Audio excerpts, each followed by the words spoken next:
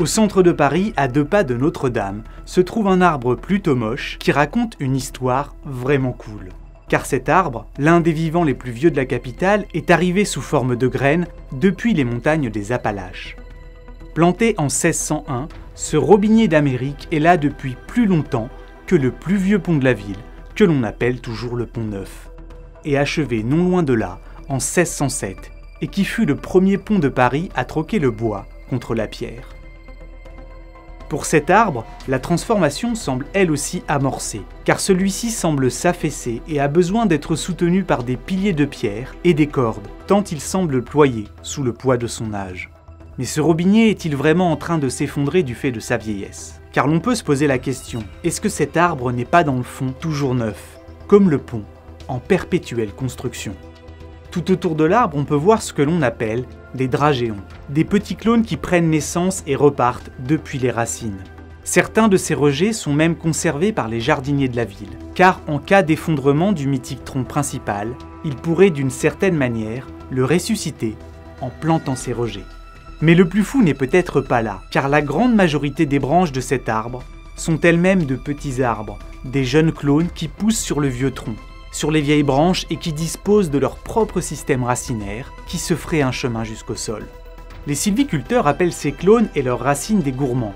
On les accuse souvent d'épuiser la plante mère et de faire baisser sa fructification.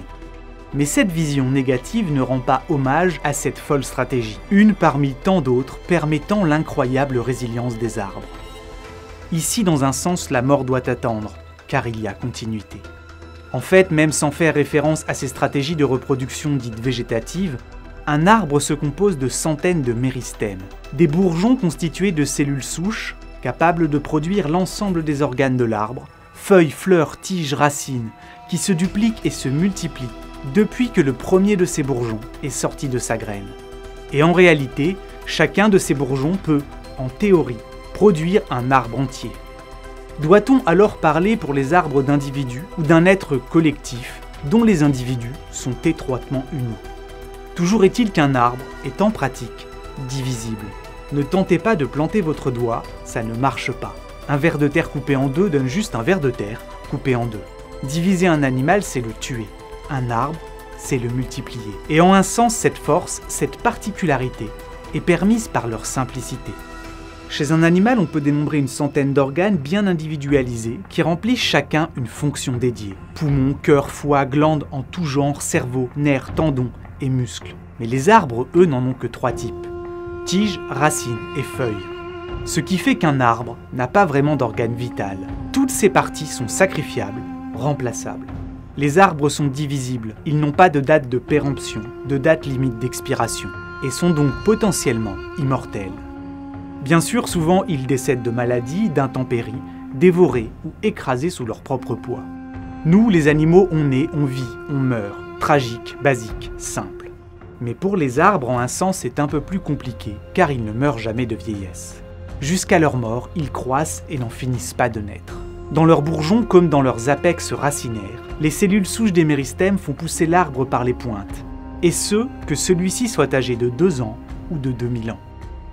Le souci, c'est qu'en considérant que ces rejets sont des parties de l'individu qui les a produits, ou disons-le autrement, une partie à part entière d'une colonie végétale, partageant ressources et codes génétiques, alors il vous sera difficile de deviner au premier coup d'œil qui est vieux et qui ne l'est pas. Je vous présente Pando, un organisme vivant de 6000 tonnes et s'étalant sur 43 hectares. Les 47 000 arbres qui composent cette forêt sont tous connectés par les racines et partagent tous le même code génétique. Et si l'on considère que cet arbre, le plus vieux de Paris, est un seul et même individu, alors Pando l'est aussi. Son âge est estimé à 80 000 ans.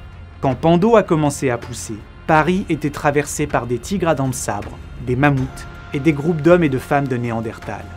Mais nous pourrions aussi prendre à l'inverse l'exemple de ce cyprès de marais mexicain, qui pousse dans la petite ville de Santa Maria de Tule, dans l'état de Oaxaca.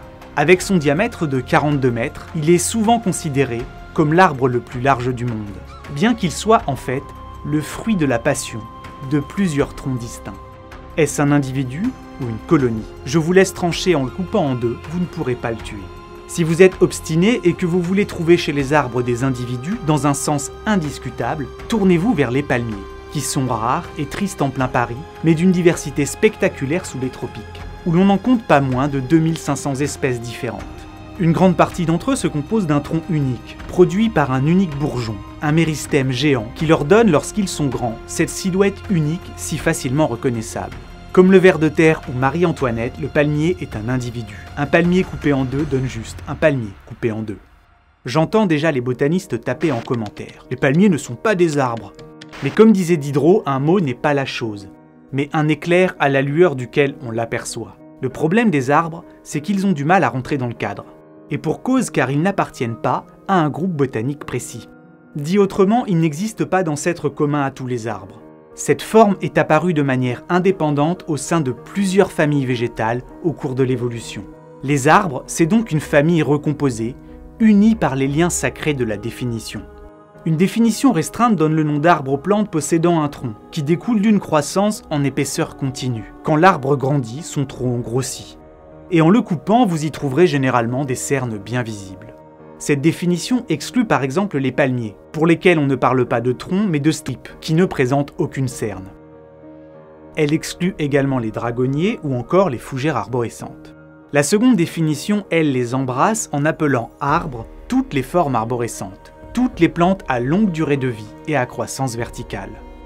Être arbre est en fait une stratégie d'occupation de l'espace et du temps. Prendre son temps pour prendre tout l'espace. Avec deux objectifs, capter le plus de lumière possible et diffuser le plus de graines.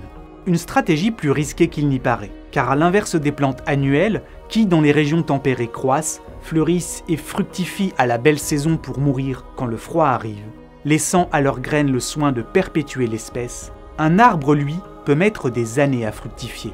Il faut donc qu'il survive à plusieurs hivers parfois rigoureux, aux variations de saison et aux sécheresses, avant qu'il puisse véritablement faire son trou, tenter de perpétuer l'espèce.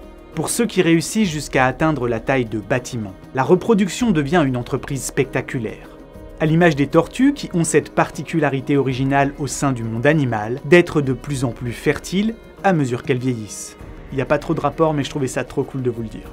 Chez les arbres, un seul grand individu peut produire des dizaines, voire des centaines de milliers de graines, et cela chaque année. Dès lors, on est tenté de se dire que la majorité de ces graines vont tomber, puis pousser autour de l'arbre, en engendrant un problème évident, celui de finir par entrer en concurrence avec ses enfants. Mais c'est sans compter sur l'avantage qu'offre la verticalité. Être haut et pointé vers le ciel permet de se débarrasser, et de jeter ses gosses plus loin. Une technique dans le vent chez les conifères, mais aussi chez un grand nombre de plantes à fleurs, portant le nom barbare d'Anémochorie. Ainsi, la majorité des arbres, comme des plantes en général, commencent leur vie portées par les courants atmosphériques. Akènes, ombelles, samarres, papus, autant de moyens et de formes trouvés pour laisser voguer et dériver au gré du vent ses enfants, ses milliers de descendants. Peut-être que par excès de projection vous trouverez cela cruel, mais dans tous les cas cela l'est beaucoup moins que la zoochorie, qui consiste à entourer ces petites graines sans défense d'une couche généreuse de chair sucrée dans l'espoir qu'elles se fassent tout bonnement dévorer. Mais loin de moi l'idée de vouloir traîner les arbres dans la boue, car ils y sont souvent déjà et surtout je pense qu'on leur doit presque tout.